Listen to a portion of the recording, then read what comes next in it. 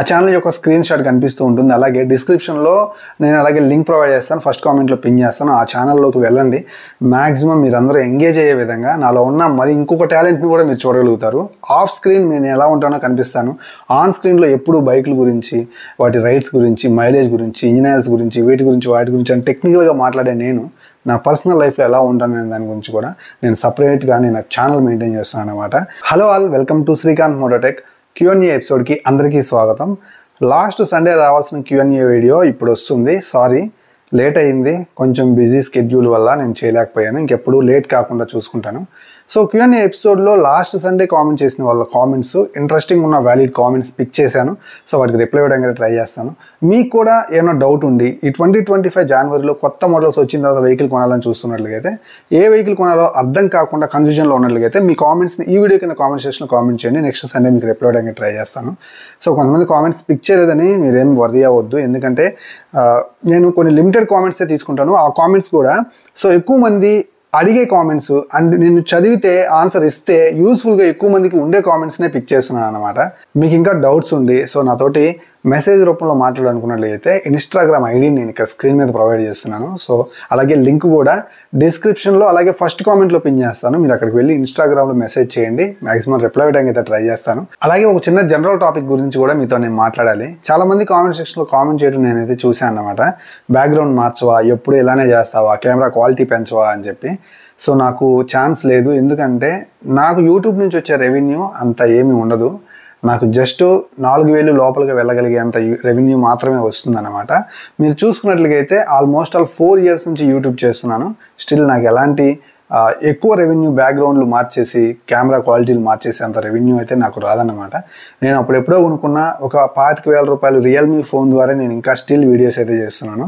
And ride చేసేటప్పుడు కంఫర్టబుల్గా అందరికి కనిపించాలన్న ఉద్దేశంతో ఒక గోప్రో అయితే తీసుకున్నాను. హీరో గోప్రో 12 అయితే తీసుకోవడం జరిగింది. అది అప్పుడు నాకు 41,000 పడింది. చాలా తలకు మించిన భారం అనిపించింది ఆ ఒక్కటి పెట్టడం కోసమే.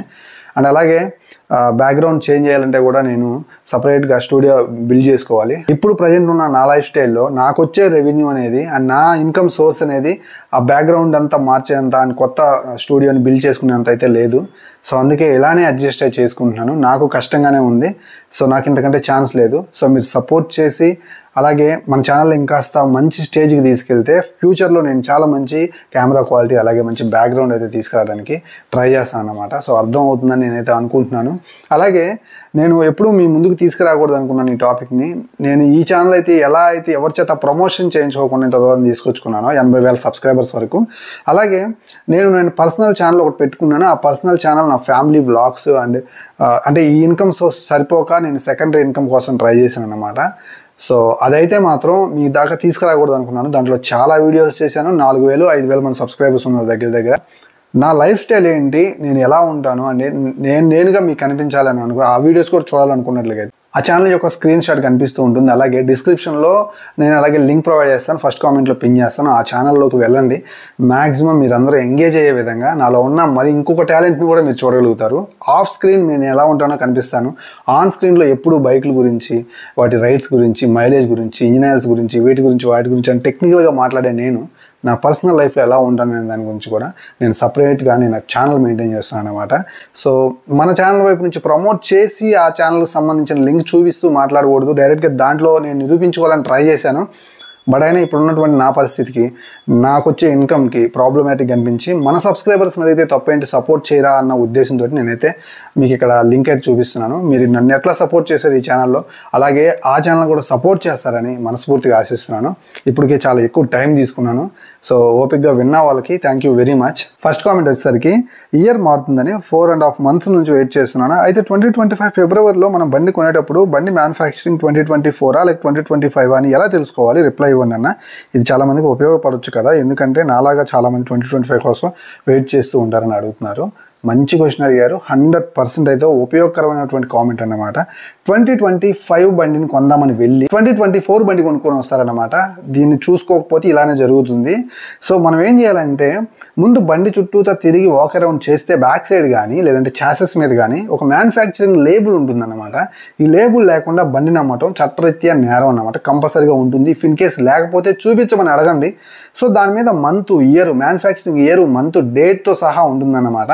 సో ఖచ్చితంగా ప్రతి బండికి ఉంటుంది, ఫ్రంట్లో చాసెస్ దగ్గర కానీ లేదంటే బ్యాక్ సైడ్ మడ్గార్డ్ మీద కానీ ఉంటుంది. ఖచ్చితంగా దాన్ని చూసుకొని మీరు కొనేటప్పుడు కన్ఫర్మ్ చేసుకొని ఏ సంవత్సరం బండో చూసుకొని కొనుక్కోండి.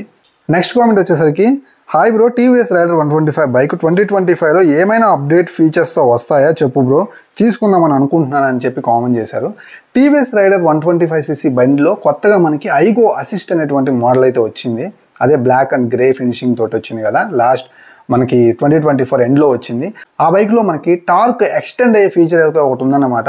బ్యాటరీ ద్వారా వచ్చేటువంటి పవర్ని కూడా ఇంజన్కి సపోర్టివ్గా ఉంచి 11.2 Nmగా ఉన్న టార్క్ని 11.9 Nm టార్క్కి ప్రొడ్యూస్ అయితే చేశారన్నమాట. అంటే దాన్ని బూస్ట్ చేశారు. దీని ద్వారా మీరు పక్కనున్న వెహికల్ని ఓవర్టేక్ చేసేటప్పుడు, హిల్ ప్లేసెస్లో కాస్త క్లైంబింగ్ పడ్డప్పుడు తొందరగా ఎఫెక్టివ్గా అయితే టీవీఎస్ రైడర్ ముందుకు వెళ్తుంది. అలాగే కొత్త కన్సోల్ ఉంది, బ్లూటూత్ కనెక్టివిటీ ఉంది. సో ఈ వెహికల్ని అయితే మాత్రం 2025లో మనం అయితే సేల్స్లో చూడొచ్చు. మంచిగానే ప్రాపర్గానే ఇదైతే మాత్రం సేల్స్ నమోదు చేస్తుంది. ఫీచర్స్ బాగున్నాయి అన్నమాట. సో ఇక కొత్త బైకు, కంప్లీట్లీ కొత్త బైకే రైడర్ నుంచి మీరు ఎక్స్పెక్ట్ చేయొద్దు.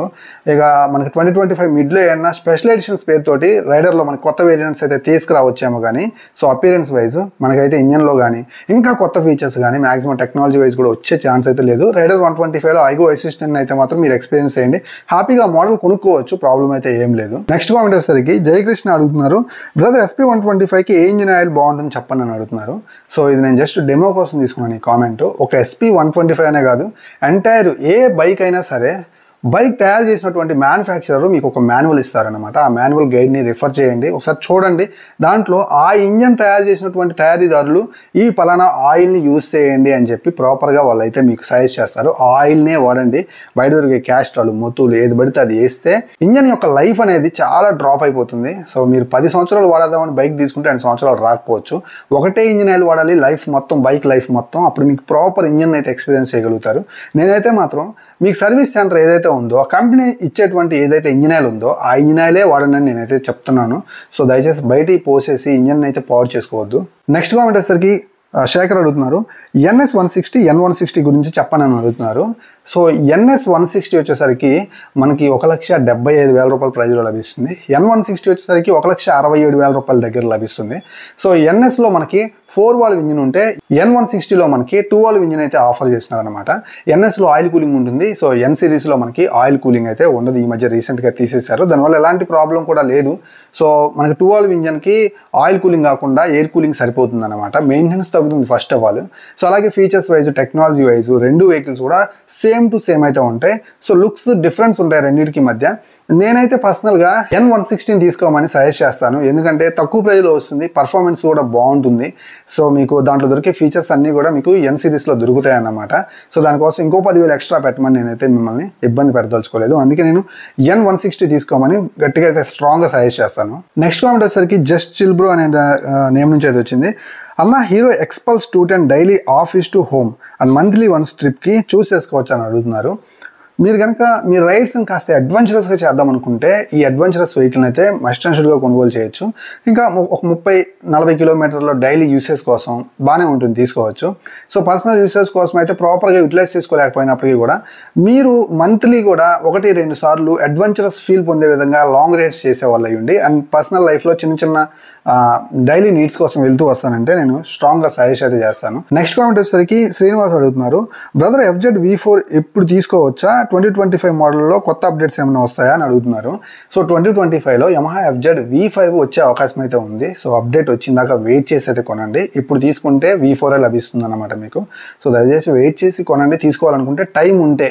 లేదనుకుంటే తప్పదనుకుంటే మీరు ఇంకా ఏదైనా వెహికల్ తీసుకోవచ్చు. కొన్ని అప్డేట్ అయిన వెహికల్స్ కూడా 2025లో వచ్చున్నాయి కాబట్టి. నెక్స్ట్ కామెంట్ వచ్చేసరికి మోహన్ అడుగుతున్నారు, హాయ్ అన్న, Pulsar N125 N150 which is best for family use, young family with 2 kids. I'm travelling 30 kilometers alone. 3 months వచ్చి ఒకసారి లాంగ్ జర్నీ కూడా వెళ్తాను, around 100 kilometers. Family and value for money among these which is suitable for me అని అడుగుతున్నారు. So మీకు N125 అయితే మాత్రం లిస్ట్లోంచి తీసేసేయండి. సో మీ ప్రాపర్ యూసేజ్కి N150 అయితే చాలా బాగుంటుంది. యంగ్ ఫ్యామిలీ అంటున్నారు, 2 పిల్లలు ఉన్నారని అంటున్నారు, డైలీ ఒక 30 kilometers అంటున్నారు, అలాగే అప్పుడప్పుడు 100 kilometers లాంగ్ రైడ్ అంటున్నారు. చాలా మంచిగా అయితే ఉంటుంది. బజాజ్ పల్సర్ N150 తీసుకోండి. 125 తీసుకుంటే కొన్ని రోజుల తర్వాత పర్ఫార్మెన్స్ ఇష్యూ అయితే వస్తుంది. సో బండికి కాదు, మీకు అనిపిస్తుంది అనమాట పర్ఫార్మెన్స్ సరిపోవట్లేదని. ఎందుకంటే మీ లిస్ట్లో బజాజ్ పల్సర్ N150 కూడా ఉంది కాబట్టి 110cc 125cc కి కంపేర్ చేస్తే నేను 125cc తీసుకోమని చెప్తాను, ఎందుకంటే మీరు ఎఫర్ట్ చేయగలిగితే హై ఎండ్ తీసుకోవడమే బెటర్. సో 10 years దాకా మీరు ఆ పర్ఫార్మెన్స్ ఎక్స్పీరియన్స్ అయితే మీరు మిస్ అవ్వరు అనమాట. అండ్ బజాజ్ పల్సర్ 150 మీకు యాప్ట్గా సూట్ అవుతుంది. సో పిల్లలకి ప్రాబ్లం ఉండదు, మైలేజ్ కూడా మంచిగా వస్తుంది, యంగ్ ఫ్యామిలీ అంటున్నారు కాబట్టి యాప్ట్గా సూట్ అవుతుంది అనమాట. నెక్స్ట్ కామెంట్ వచ్చేసరికి రామోజీరావు అడుగుతున్నారు, brother I'm suffering from C3 C4 L4 L5 disc problem, suggest me the best suspension bike in 150 160cc అని అడుగుతున్నారు. సో కళ్ళు మూసుకొని హోండా యూనికాన్ 160 అయితే తీసేసుకోండి. తక్కువ seat height, well cushioning seat, more over మంచి సస్పెన్షన్ అన్నమాట, మోనోషాక్ సస్పెన్షన్, చాలా స్మూత్ ఉంటుంది. 160cc యూనికాన్ కొత్తగా 2025లో మంచి మంచి ఫీచర్స్తో కూడా అప్డేట్ చేశారు.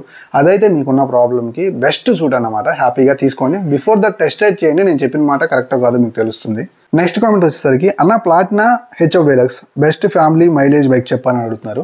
రెండు చాలా బాగుంటాయి, ఫ్యామిలీకి మైలేజ్ ఇచ్చే విషయంలో రెండు తగ్గవన్నమాట. అకార్డింగ్ టు యువర్ టేస్ట్ ఈ రెండిట్లో ఒకటి బోల్డ్ ఉంటుంది, ఒకటి నేరోగా ఉంటుంది అన్నమాట. ఒకటి రీసేల్ వస్తుంది, ఒకటి రీసేల్ పెద్దగా రాదు. ఐ మీన్ బజాజ్ ప్లాటినా పెద్దగా రీసేల్ రాకపోవచ్చు, కాస్త లుక్ వైజ్ బోల్డ్గా ఉండదు చూసుకోవాలంటే హెచ్ఎఫ్ డీలక్స్ బెస్ట్ అని నా ఒపీనియన్. నెక్స్ట్ కామెంట్ వచ్చేసరికి గోపాల్ అడుగుతున్నారు, అనే సంక్రాంతి కొత్త బైక్ కొనాలనుకుంటున్నాను, నేను మొత్తం 3 బైక్లు సెలెక్ట్ చేసుకున్నాను, పల్సర్ 150, యూనికాన్, హోండా SP 160. 3 బైక్స్లో ఫ్యామిలీకి మైలేజ్కి ఏ బైక్ బాగుంటుందని అడుగుతున్నారు.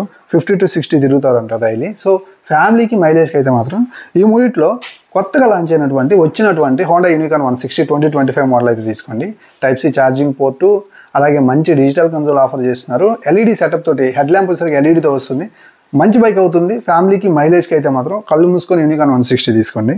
నెక్స్ట్ కామెంట్ వచ్చేసరికి, హాయ్ నే good morning, happy new year 2025, my name is Chandramouli, నాకు ఒక మంచి ఫ్యామిలీ బైక్ కావాలి, నాకు హోండా SP 125 హోండా యూనికాన్ 160 తీసుకోవాలో అర్థం కావట్లేదు, ఎవ్రీ 3 monthsకి వచ్చి ఒకసారి 300 kilometers లాంగ్ డ్రైవ్ వెళ్తాను, ఒక మంచి బైక్ చెప్పని అంటున్నారు. 300 kilometers లాంగ్ రైడ్కి ఫ్యామిలీ కోసం నాకు తెలిసి 125cc వేస్ట్ అని నా ఒపీనియన్. హోండా యూనికాన్ 160 తీసుకోండి. సో SP 125కి హోండా యూనికాన్కి కంపేర్ చేస్తే యూనికానే తీసుకోమని చెప్తాను. సో మంచి పర్ఫార్మెన్స్ ఉంటుంది, మంచి మైలేజ్ ఆఫర్ చేస్తుంది, మెయింటెనెన్స్ ఫ్రీగా ఉంటుంది, పర్ఫార్మెన్స్ చాలా బాగుంటుంది. మోర్ ఓవర్ మీరు లాంగ్ రైడ్స్కి వెళ్తాను 300 kilometers అంటున్నారు, దాని మీద అయితే చక్కగా వెళ్ళి రావచ్చు, ఎఫర్ట్లెస్గా కంఫర్ట్గా వెళ్ళి రావచ్చు అనమాట. నెక్స్ట్ కామెంట్ వచ్చేసరికి శివాజీ అడుగుతున్నారు, అన్న షైన్ 125 వర్సెస్ గ్లామర్ 125 ఏం తీసుకోవాలి, మా ఫాదర్కి 50 age, smooth riding, comfort must, mileage also please clarify అని అడుగుతున్నారు. సో హీరో నుంచి గ్లామర్ 125 కానీ షైన్ 125 లైట్ తీసుకోండి. హీరో నుంచి గ్లామర్ 125, సూపర్ స్ప్లెండర్ 125 రెండిట్లో ఏది తీసుకున్నా చాలా బాగుంటుంది, మంచి మైలేజ్, సీట్ కంఫర్ట్ చాలా బాగుంటుంది. సో మీ ఫాదర్కి చాలా మంచి మైలేజ్ కూడా ఆఫర్ చేస్తుంది అనమాట. ఈ రెండిట్లో మీకు ఏదైనా నచ్చింది తీసుకోండి. లాస్ట్ కామెంట్ గోపి యాదవ్ అడుగుతున్నారు, యూనికాన్ SP 160 రెండు సేమ్ ఇంజిన్ కదా, మైలేజ్ రెంట్లో ఏది వస్తుంది. సో ఆబ్వియస్లీ మనకి SP 160లో మైలేజ్ రాదు, ఎందుకంటే లావ్ టైర్ ఉంటుంది కాబట్టి. 130 సెక్షన్ టైరు, రోడ్ గ్రిప్ బాగుంటుంది కానీ సో ఫ్రిక్షన్ ఎక్కువ ఉంటుంది కాబట్టి ఇంజన్ స్ట్రెస్ అవుతుంది, దాని ద్వారా మైలేజ్ తక్కువ వచ్చే ఛాన్సెస్ అయితే ఉంటాయి అన్నమాట. సో 100 సెక్షన్ టైర్ మనకి యూనికాన్లో ఉంది, సేమ్ ఇంజన్ కాబట్టి ఎఫర్ట్లెస్గా ముందుకు వెళ్తుంది, సో మంచి మైలేజ్ రావడానికి ఛాన్సెస్ అయితే ఉన్నాయి. సో 5 నుంచి 7 kilometers మైలేజ్ మీకు యూనికాన్లోనే ఎక్కువ వస్తుంది అనమాట. సో యూనికాన్ హ్యాపీగా తీసేసుకోండి. సో ఫ్రెండ్స్ చూశారు కదా, ఇది ఈరోజు వీడియో. కామెంట్స్ వీడియో నచ్చింది అనుకుంటున్నాను, మీకు కూడా డౌట్స్ ఉంటే కామెంట్ చేయండి. ఇంకా డౌట్స్ ఉండి డైరెక్ట్గా నాతో చాట్ చేయాలనుకున్నట్లయితే ఇన్స్టాగ్రామ్ ID పక్కన ఉంది, సో వెళ్ళి నన్ను ఫాలో అవ్వండి, మెసేజ్ చేయండి, నేను రిప్లై చేయడానికి ట్రై చేస్తాను. ఇలాంటి మంచి వీడియోస్తో మళ్ళీ కలుస్తాను. అంతవరకు సెలవు. నేను మీ Srikanth signing off, bye by.